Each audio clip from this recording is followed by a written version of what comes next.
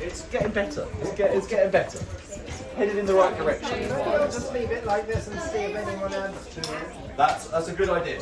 That's a good idea. You know.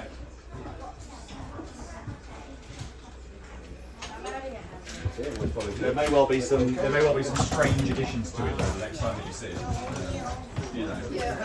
The kids They're probably going to destroy it. They like to just reflect their creative muscles.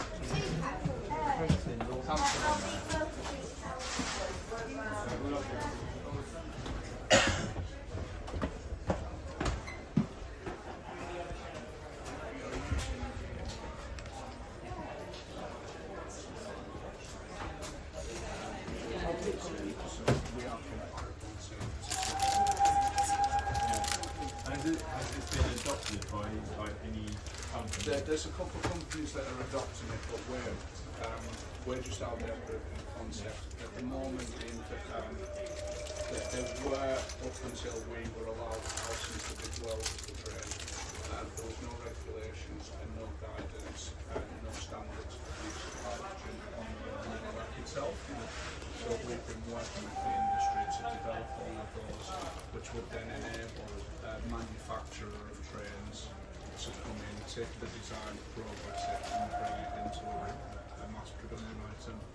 This is a one-off train that you'll never see again. We're a proof of concept only, we're not looking to make anything from Porterbrook are an asset owner, not an asset manufacturer. We have funded this via our own share.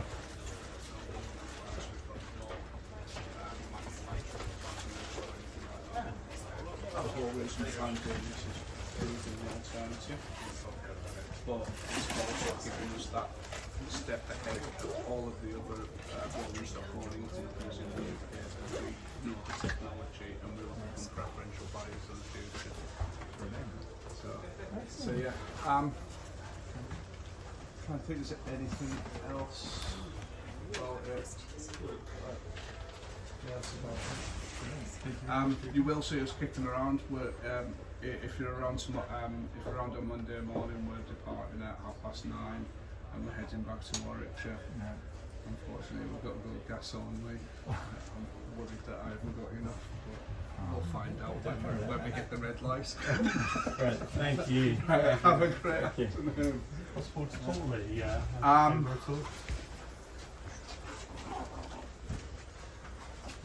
Packing up. Just me for me, I don't know how many other people want to.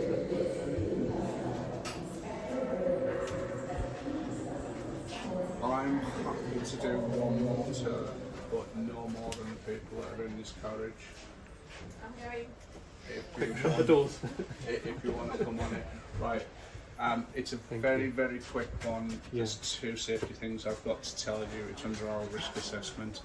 The floor level in there is a little bit higher than it is here. These windows are open so you can catch your shoulders on them, so please do be careful. The other thing is that I've got a hydrogen sensing system live in there, so if any alarms do go off, please do not panic. I'll do that and I'll get you out as safely as I can. But I'll guarantee you a year's salary that it's not going to go off because I've turned everything off this week. So, but I've got to tell you. So please do come through. And the last person through, please close the door behind them so that you don't get any additionals. I'm not very subscribed to the course today. We always are on everything. Yeah. Sorry? Oh, sorry. Yeah. If you could grab that. I'm going to turn it off anyway because my boss will probably go, Dave, where are you? I'll turn it off. So.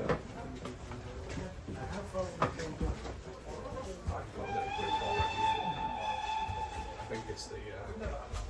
I think it was the final two at 1:30. This is the naughty corner. This is where I sit a lot of the time. So we keep him and keep him out of mischief, or try to.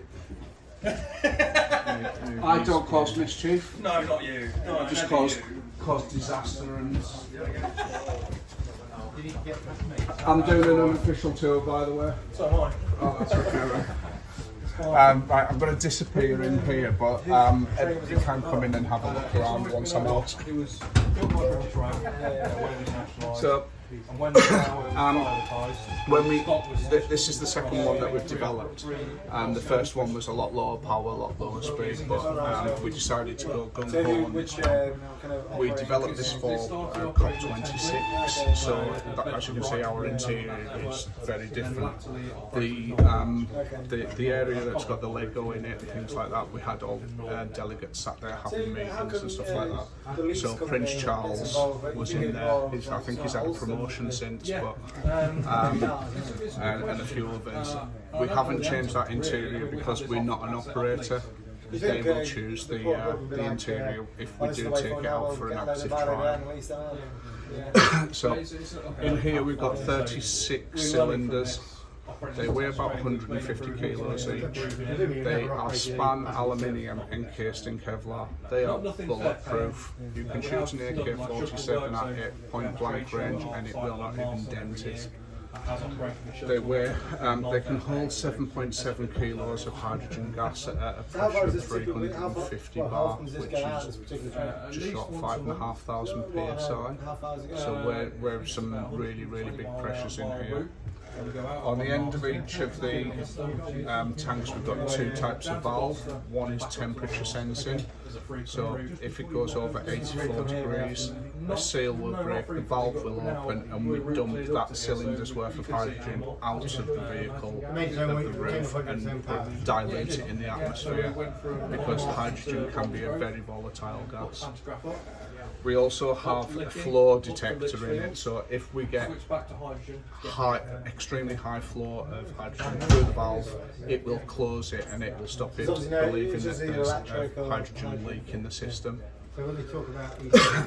Above you, these here, these are hydrogen sensors. So they're looking at the concentration of hydrogen in the atmosphere. So hydrogen naturally raises. So we put them at the highest point, so we've got them inside the vehicle at the top of the roof, and we've got them in the corridor areas at the highest point. Hydrogen is quite a horrible gas if you've got it in the wrong condition. So at 6% saturation with oxygen, it becomes flammable. It also heats up as it releases under pressure, and it's got a low ignition point, so it will self-ignite. It doesn't radiate heat as it burns, so you cannot feel it until you touch it. And it does not burn with a flame, so you cannot see it. It becomes explosive at 19%, which is quite hard to achieve, but you can actually get it there. So that's why our systems will kick in, and it will start all of these massive ventilation fans up in the roof area off at 1% saturation. We don't even get close to dangerous, because it's not funny. The massive fans in here will circulate the air in this environment 5 times per minute, so we get rid of it as quickly as we can. That's pretty much it about the fuel tanks. I can jump out, you can take some photos and have a look around, and I can take any questions, because I know you guys haven't seen any of this yet. So and then we're just going to have to wait for Ross to move out to the next bit as well. And I didn't have my radio back today. You've still got it? Perfect. I don't need it. If someone starts shouting my name, yeah, feel free to step in. If anyone starts shouting my name, just tell them I've come to the pub.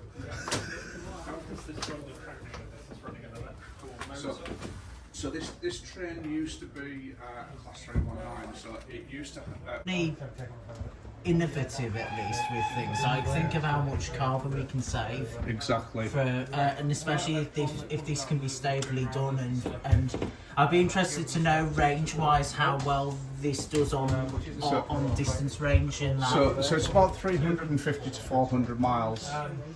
out of a tank of hydrogen. So it's the same as quite a lengthy diagram for a train during the day. If we were to return home and refuel, it'd be fine to go out. We are targeting to put this into passenger operated service in the near future. With an operator, we're discussing it with 3 potential clients at the moment. Our big stumbling block is the fueling infrastructure. But we believe that we've got resolution to all of that. They also don't like the idea of a single train to have to learn how to maintain it and stuff like that. We've got solutions for everything. We're just waiting for someone to say, let's do it. It's certainly great to put a few of these up north where you've not got the electrification. Yeah. So the idea for this would be for branch lines, so like the Cumbrian coastline from Barrow up to Carlisle. Yeah. That'd be perfect for that. Valley lines and things like that. So a company called Viva Rail developed a D-stop quick charge battery train. That'd be perfect for inner city stops where he stops every 2 miles or so like that. Yeah. This is a bit better for the medium distances, so between somewhere like Workington and Maryport, which is about 8 miles, that'll be, we get there absolutely no problems, and then we do a little recharge and go. That Viva quick charge I don't think could be able to hit that range quite with its charge, so that's one of, so we're another one of these things for where we've got no electrification. Right, is the door still open? Yeah. Oh. Right. It's okay. So you can stay if you want, but could you please make sure that it is closed for me? Right. When you think it's only there as an infill, so you try not to. I think somebody came through. We will pass back in time. We'll go to the 1950s. Oh, exactly. We are here. The next corner I'm going to hide in. So yeah, this is our low pressure zone. So we operate at about 17 bar in here. So the blue box that you can see down on the floor, that is one of our 4 fuel cells in this zone. There is another one towards the front of the train, and there are 2 more identical hidden behind those panels behind you. These will generate, these are capable of generating 125 kilowatts of DC electricity at 320 volts each. We do not exceed 100 kilowatts because we're trying to extend the life of these, because their expected lifespan is about 8 to 10 years. We've not had a flash straight to the desk. We've not changed the controls about. A train's overhaul is 15 years, so we're trying to match those two together. The brain for it is all controlled here. But we would, the rack here, the control, fuel cells technology is getting so much Mimic better, panel here and tells driver or development in fuel cell technology has gone through the roof since we purchased these such a long time those ago. show us what we've got. We're Voltage, just happy battery with on, what we got, etc. because Any alarms that go on, it's I'm not working. pushing buttons because we don't understand the Why alarm. replace it if we don't need Battery to? status panel. Battery So control in the there, old- I don't know if you guys were there when I was talking about it the black box. back in the saloon, So it which records prompted what me the to driver do does. this additional Not tour. once, but it records what the driver does. We Incoming data. inside the blue in the event of an box incident, is a thing called a stack generator. So it's layers of, I believe, From the cab side of you, we've carbon and control platinum panel, sandwiched and together, 3 and they buttons to form the cells desk, change like a the function to battery. one.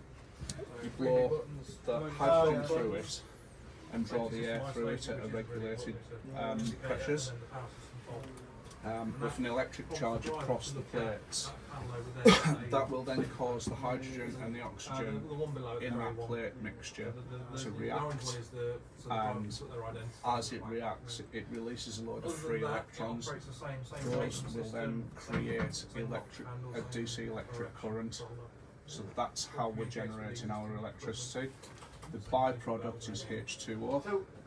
So the way that it reacts, generally it's at a very high temperature, so it comes out as steam, or some of it will drop out as condensate water. We've got a big pipe that runs up the side of the vehicle, out through the roof, That's because we are big children. We want to look like a steam train, and that's our exhaust pipe. We've also got one that drops down into the 4 foot where the water goes down as well. Because we only generate 320 to 330 volts DC out of here, we need 675 volts minimum to drive the traction motors in this train. So we've got DC to DC step-up converters mounted on the wall there. That creates our 675 volts, and it goes down all of these cables by my feet into a box of magic, and then that decides how we're going to manage the power that we're generating. So it's used in 2 different ways down there. We've got a 400 kilowatt 900 volts lithium ion battery that supplies instant power. These do not react very quickly and drop off very quickly, so we use the battery for the instant inrush that the traction requires to get going. When we do take away the traction demands, the fuel cells divert their power into recharging that battery, so it's ready for the next inrush that it's required. Petrol engine is about 23% efficient with its fuel, so you will get energy created at 23% of that litre of fuel will give you 23% of the power that it can generate. These are about 50% efficient, so the byproduct being water and steam, and the other one, unfortunately, is heat. So when these walls are put and enclosed like the ones behind you, in here will very, very quickly get to 60 degrees C.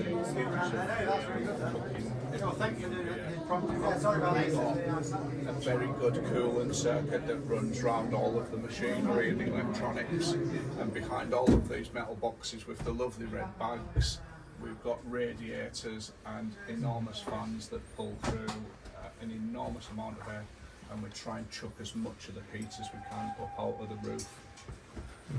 The bags are here purely because we've got big holes in our roof, and we're in England, so we don't get nice sunshine.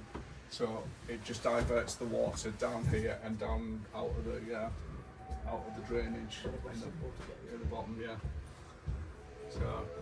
So yeah, that's about it on the generation side of it. Is there any questions or? Quick question. So, is the infrastructure now set up for green hydrogen, or is it like still? The infrastructure is getting there. So when we very first started this project, the UK didn't have much of a supply. Right. We have suppliers in Tyseley. We have suppliers in Runcorn. There's a big one somewhere near Holyhead, I believe, that is about to start. Aberdeenshire is about to bring in, the whole of Scotland with their wind generation that can't get power into the grid. They're starting to use it for green hydrogen. That's good to hear. Our problems with these fuel cells is we've got to have extremely pure green hydrogen. We can't take any old crap from anyone, so we pay a premium for our hydrogen, unfortunately. So we're not quite there at the same price. Does that affect TOC finances from decisions from a financial standpoint if it's premium hydrogen? Okay. Our shareholders are very generous. We're also good at creating pots of money from other places. When I very first started on this project, we were paying about £129 per kilo, so we put 270 kilos in here. Okay.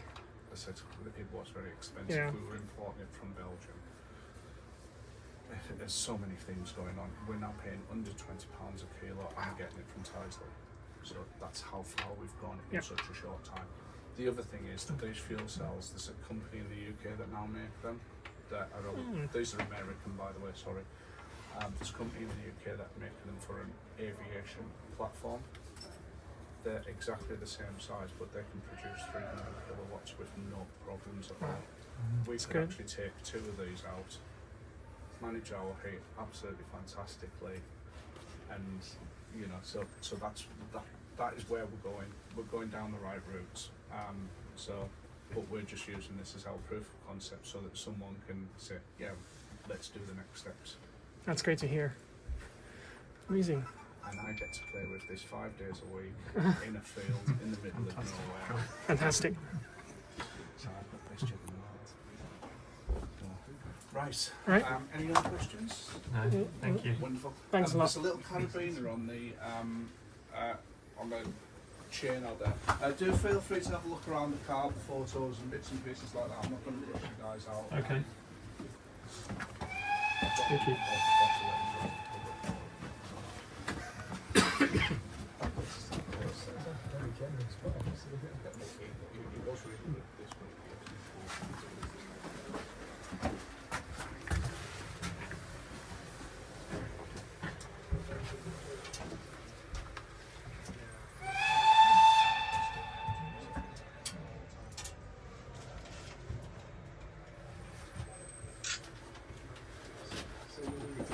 Sweet.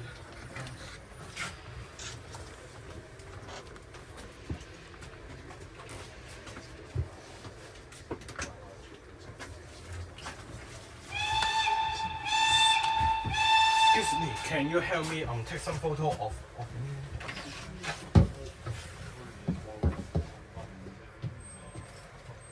okay. One This used to be a Thameslink train. and then one I will look. Thank you.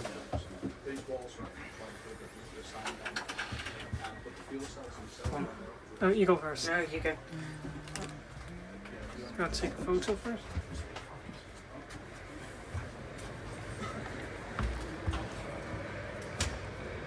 The greatest gathering closes in 5 minutes. Please proceed to the exit. Shuttle buses are available for visitors going to Derby Railway Station in the city centre.